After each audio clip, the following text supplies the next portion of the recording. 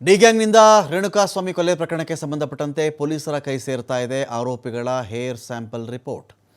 ಒಂದು ಕೂದಲು ತೆಗೆದುಕೊಂಡು ಹೋಗಿ ಅದರಲ್ಲಿ ಒಂದು ಪರೀಕ್ಷೆ ಮಾಡಿರ್ತಾರೆ. ಅಂದರೆ ಈಗ ಅದು ಕಾರಲ್ಲಾಗಬಹುದು, ಜೀಪಲ್ಲಾಗಬಹುದು, ಅಥವಾ ಆ ವ್ಯಕ್ತಿ ಸತ್ತಂಥ ಸ್ಥಳದಲ್ಲಾಗಬಹುದು, ಆ ವ್ಯಕ್ತಿಯ ಶವ ಸಿಕ್ಕಂಥ ಸ್ಥಳ ಆಗಬಹುದು, ಶವವನ್ನು ಸಾಗಿಸಿ ಸೆಕ್ಯೂರಿಟಿ ರೂಮಲ್ಲಿ ಇಟ್ಟಿದ್ರಲ್ಲ ಆ ಒಂದು ಜಾಗದಲ್ಲಾಗಬಹುದು, ಒದೆ ಬಿದ್ದ ಸ್ಥಳದಲ್ಲಿರಬಹುದು. ಈ ರೀತಿ ಅನೇಕ ಕಡೆಗಳಲ್ಲಿ ಹೇರ್ ಸ್ಯಾಂಪಲ್ ಕಲೆಕ್ಟ್ ಮಾಡಿರ್ತಾರೆ. ರೇಣುಕಾಸ್ವಾಮಿ ಹೇರ್ ಬೇಕಾದರೂ ಸಿಗಬಹುದಲ್ಲಿ, ಅಥವಾ ಯಾವ್ಯಾವ ಆರೋಪಿಗಳು ಅಂತ ಹೆಸರಿಸಿದ್ದಾರೋ ಅವರ ಒಂದು ಕೂದಲು ಬೇಕಾದರೂ ಸಿಕ್ಕಿರಬಹುದು, ಅಥವಾ ಆ ಹೇರ್ ಸ್ಯಾಂಪಲ್ ಇಟ್ಕೊಂಡೇ ಇದು ಯಾರ್ದು ಅಂತ ಕೂಡ ಅವ್ರು ಬಾಯಿ ಬಿಡಿಸೋಕ್ಕೂ ಕೂಡ ಒಂದು ಆಧಾರ ಆಗಬಹುದಾಗುತ್ತೆ. ಆ ರೀತಿಯಲ್ಲಿ ಆ ಕೂದಲನ್ನು ಪರೀಕ್ಷೆ ಕಳಿಸ್ಕೊಟ್ಟಿರ್ತಾರೆ. ಇದು ಯಾರಿಗೆ ಸೇರಿದ್ದು ಅಂಥೇಳಿ ಚೆಕ್ ಮಾಡಿಕೊಂಡಾಗ ಆ ರಿಪೋರ್ಟ್ ಕೂಡ ಆಲ್ರೆಡಿ ಪೊಲೀಸರ ಕೈ ಸೇರಿದೆ. ಕಾರಲ್ಲಂತೂ ಇವರು ಡೆಡ್ ಬಾಡಿ ಸಾಗಿಸಿರೋದು ನಿಜ ಅನ್ನೋದು ಈ ಮೂಲಕ ದೃಢಪಟ್ಟಿದೆ. ಕಾರು ಪರಿಶೀಲನೆ ವೇಳೆ ಕೂಡ ಆರೋಪಿಗಳ ಕೂದಲು ಅಲ್ಲಿ ಸಿಕ್ಕಿತ್ತು. ಕಾರಣ ಪರಿಶೀಲನೆ ಮಾಡಿದಾಗಲೂ ಕೂಡ ಈ ಆರೋಪಿಗಳ ಕೂದಲು ಅಲ್ಲಿತ್ತು ಅಂತ ಇದನ್ನು FSLಗೆ ಕಳಿಸ್ಕೊಟ್ಟಿದ್ರು ಪೊಲೀಸರು ಫೊರೆನ್ಸಿಕ್ ಲ್ಯಾಬ್ಗೆ. ಆ ಮೂಲಕವಾಗಿ ಅಲ್ಲಿ ಪತ್ತೆ ಹಚ್ಚಿ ಇದೇನು ಕಥೆ ಅಂತೇಳಿ ಅಲ್ಲಿಯೂ ಕೂಡ ಈ ಒಂದು ರಿಪೋರ್ಟ್ ಅಲ್ಲಿಗೆ ಬಂದಿದೆ. ಶವವನ್ನು ಯಾವ ಆರೋಪಿಗಳು ಸಾಗಿಸಿದ್ರೋ ಅವರದ್ದೇ ಈ ಕೂದಲು. ಪೊಲೀಸರು ಹೆಸರಿಸ್ತಾ ಇದ್ದಾರಲ್ಲ ಆರೋಪಿಗಳು ಇವರು ಅಂತ ಹೇಳಿ, ಅದು ಮ್ಯಾಚ್ ಮಾಡಬೇಕೀಗ. ಅವ್ರ ಕೂದಲು ತೊಗೊಂಡೋಗಿ ಅದು ಮ್ಯಾಚ್ ಮಾಡಿದಾಗ ಇವರದ್ದೇ ಅಂತೇಳಿ ದೃಢಪಟ್ಟಿದೆ. ಅಲ್ಲಿ ಶವ ಸಾಗಿಸಿದ್ದು ಆರೋಪವನ್ನು ಹೊತ್ತಿರೋದು ಕಾರ್ತಿಕ್, ನಿಖಿಲ್, ಕೇಶವಮೂರ್ತಿ ಮತ್ತು ರವಿಕುಮಾರ್ ಅಂತ.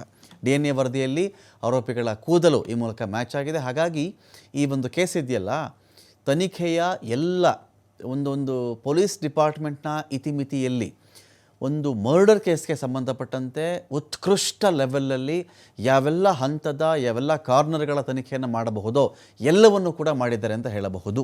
DNA ರಿಪೋರ್ಟಲ್ಲಿರೋದೇನು ಅಂತ ಹೇಳಿದ್ರೆ, ರೇಣುಕಾಸ್ವಾಮಿ ಹಲ್ಲೆಗೆ ಬಳಸಿದಂಥ ವಸ್ತುಗಳ ಸಾಕ್ಷ್ಯ ಸಿಕ್ಕಿದೆ. ಇಲ್ಲಿ ಲಾಠಿ, ದೊಣ್ಣೆ, ಬೆಲ್ಟ್ನಲ್ಲಿ ರಕ್ತದ ಮಾದರಿ ಕಾಣಿಸ್ಕೊಂಡಿದೆ. ದರ್ಶನ್ ಮನೆಯಲ್ಲಿದ್ದಂತಹ ಲಾಠಿಯಲ್ಲಿಯೂ ಕೂಡ ರಕ್ತದ ಕಲೆ ಪತ್ತೆಯಾಗಿದೆ.